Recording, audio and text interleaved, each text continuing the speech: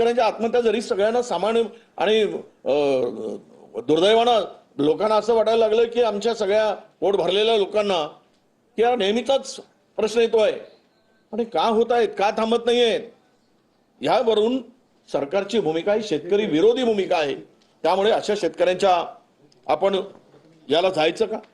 खरं तर दुर्दैवानं महाराष्ट्रातल्या एका शेतकऱ्याला सावकारांच्या कर्जामुळं त्याला किडनी विकावी लागते. तो आमच्या जिल्ह्यातील चंद्रपूर जिल्ह्यातील शेतकरी आहे, रोशन कुडे नावाचा शेतकरी.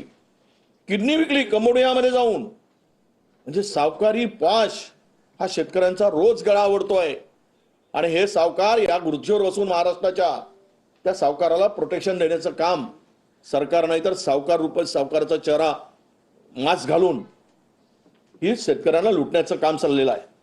मी आपल्याला महाराष्ट्राच्या संदर्भात आता सांगताना भास्कररावजी बोलले की लाडक्या बहिणीच्यामुळे कर्जबाजारी झालं, त्यामुळे आम्ही राज्यामध्ये बाकीच्या योजनांना कात्री लावली वगैरे सांगत असताना तुम्ही दावोसमध्ये जाऊन 30 लाख कोटीचा करार केले. 30 लाख कोटीचे करार.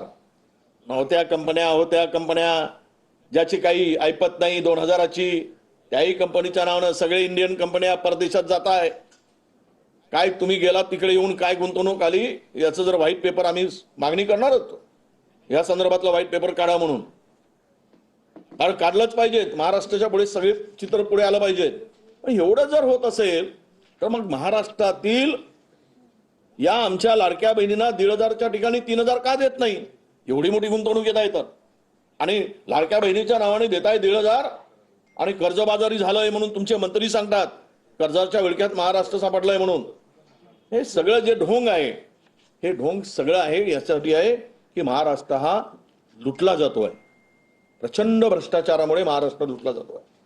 आणि म्हणून ज्यामध्ये कमिशनखोरी महाराष्ट्रामध्ये सरळ 20% 25%वर जात असेल, ज्या एखाद्या कामाचे कंत्राटचं टेंडर पब्लिश होतो आणि पब्लिश झाल्यानंतर त्या टेंडरला 2 महिन्याची एक्सटेन्शन दिलं जातं आणि त्याची कास्ट ही 1.5 वाढवून पुन्हा तेच टेंडर प्रकाशित होऊन एका विशिष्ट माणसाला दिलं जातं.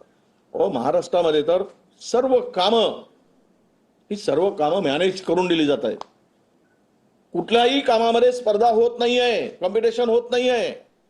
सर्व कमिशन घेतले की कामं वाटले जातात. बोट ठेवेल त्याला जो अधिकचं कमिशन देईल त्याला ते काम मिळतं.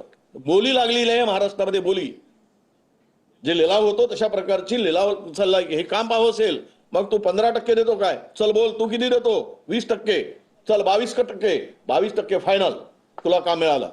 अशी ही पद्धत महाराष्ट्रात कधी पाहिली? एवढी लूट महाराष्ट्रामध्ये कधी पाहिली? आणि म्हणून हे महाराष्ट्र आज कर्जबाजारी झालेला आहे. महाराष्ट्रातील कर्जाच्या विळख्यात सापडण्याचं मुख्य कारण आपल्याला हे दिसतंय. रोणी कोण सुरक्षित आहेत महाराष्ट्रामध्ये? काय याच्या आपाण्यावर जायचं यांचं? कशाला तोंड बघायला जायचं? छोट्या छोट्या बालिकेवर अत्याचार झालेले किती प्रकरण आहे. बदलापूरच्या मध्ये तर खुद्द